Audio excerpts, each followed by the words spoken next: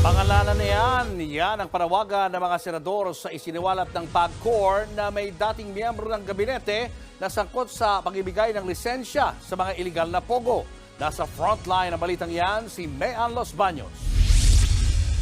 Ekta-ektaryang Pogo Hub ang niraid sa Bamban, Tarlac at Porac, Pampanga.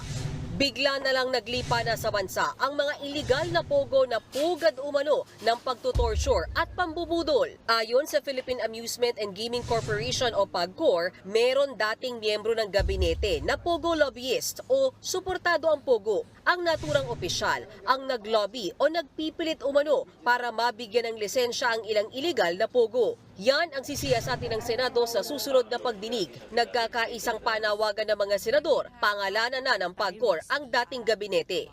Sana pinangalanan na nila itong taong to dahil nagpapatunay ito na yung mga pogo